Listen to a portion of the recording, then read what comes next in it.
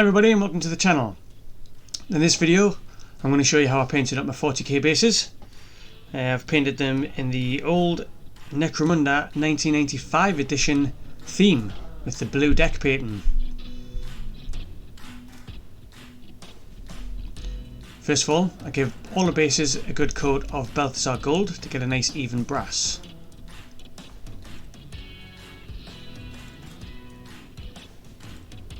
Next, I'm going to pick out all the details with Ironbreaker.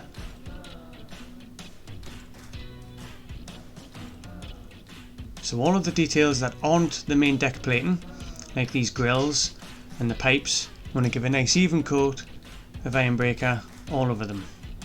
It's all going to be dulled down later on with washes.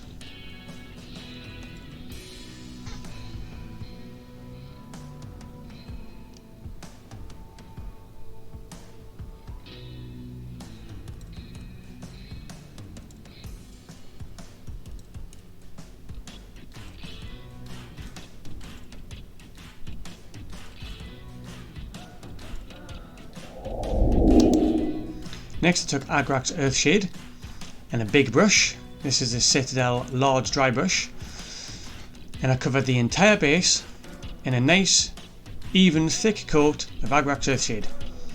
There's no fine technique involved in this, you just got to make sure that the shade gets into all the recesses and stains all of the flatter areas. Make sure you got a nice thick but even coat over the entire base.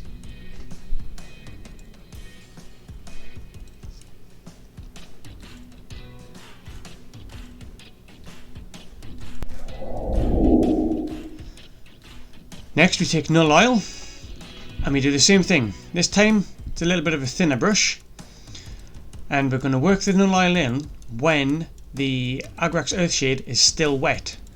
So these mixes the two colours together, starts to give you some black areas, some brown areas, just generally mixes up all of the grime, gives you a more natural look than one colour straight on top of the other.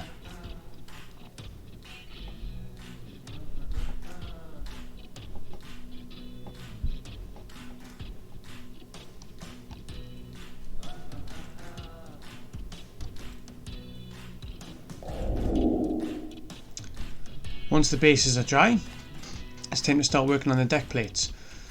So I took Dark Reaper and I started to paint it onto all of the areas that haven't been covered with the metallic. So these are all the top deck plates. So a couple of thin coats, you want a nice even spread, you don't want it too thick, all over the top deck plating.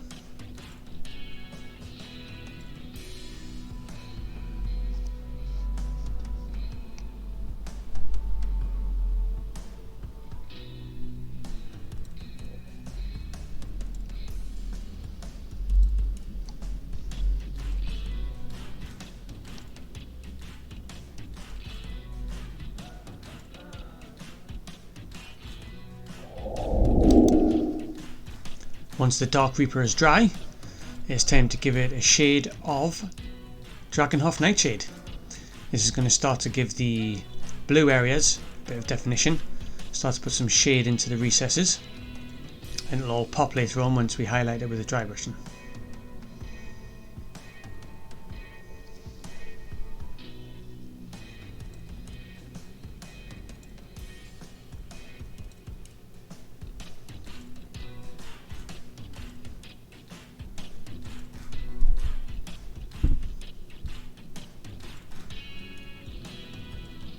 Try and give it an even coat.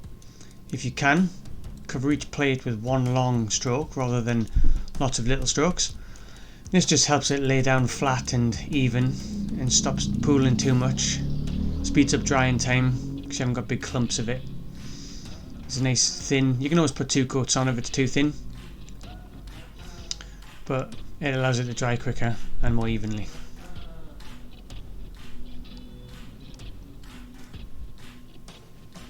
Give that time to dry and we work on to the next stage.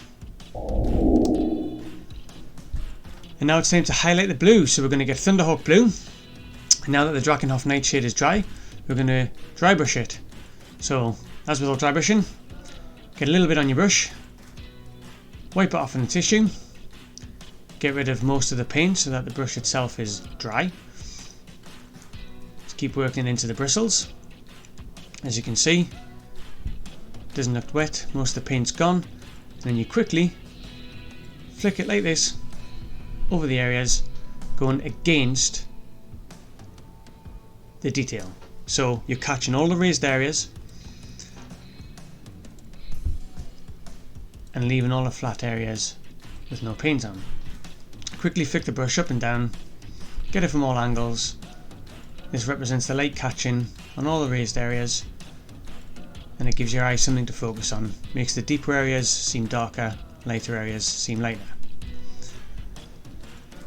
Now this is just a cheap old brush that I'm using at the minute. This is a makeup brush that I got from a pharmacy. It's not even designed for miniature painting, but it's nice and soft and it's doing the job quite well.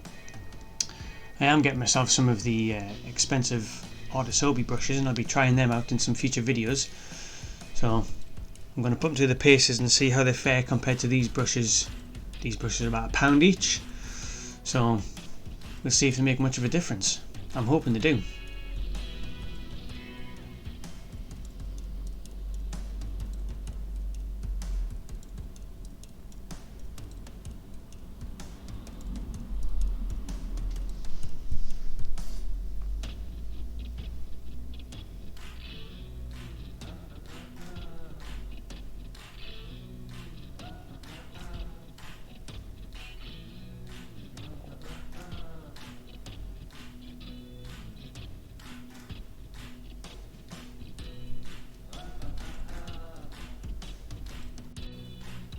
And now we have the first stage of the highlight is finished. We've got one ink wash and one highlight on there at the minute.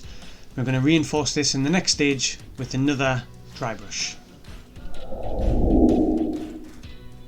So this is kind of repeating the last stage. I've used Thunderhawk Blue again because I wanted to keep the colour, but you can by all means use a lighter shade if you wanted to. So let's go over all the bases and reinforce all the highlights that I've already done. This time you're really going to start to see it pop as it builds on the layers that are beneath it.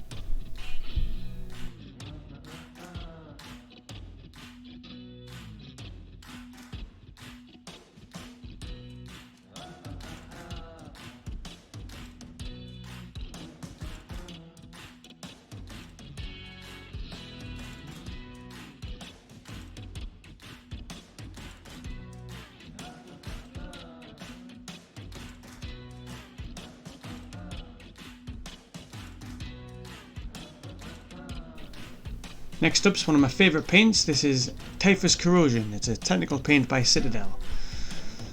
We're going to switch brushes to a regiment size brush from Element Games, and I'm going to load it up with just a little bit on the end. We're not going to overload the brush, and we're going to start applying this paint to the recessed details where any grime and dirt would catch.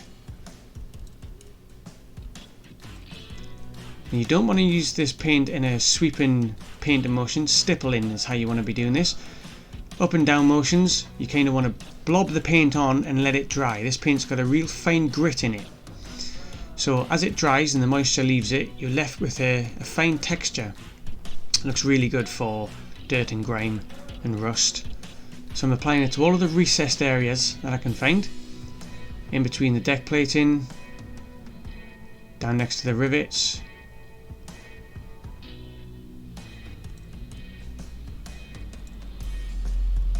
and the larger bases I'm going to put it in between all of the big nuts and bolts. Anywhere that I think grime would be building up and it would look good.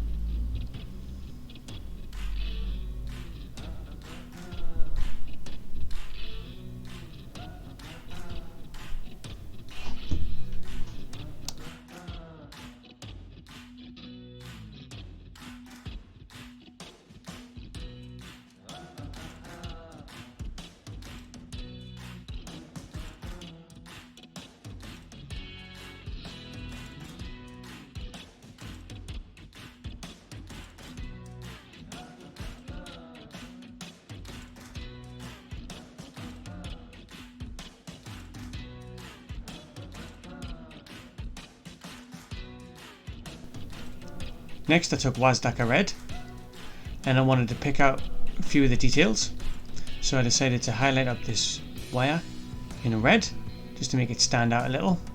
The old blue and red is the classic Necromunda theme.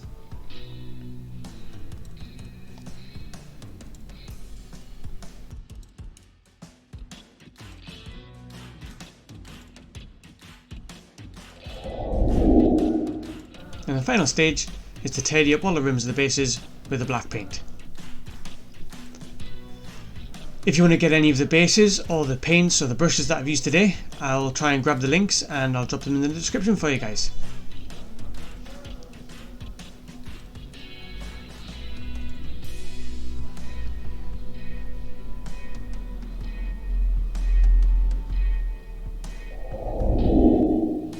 Once you've done that, your base is ready to mount your miniatures on.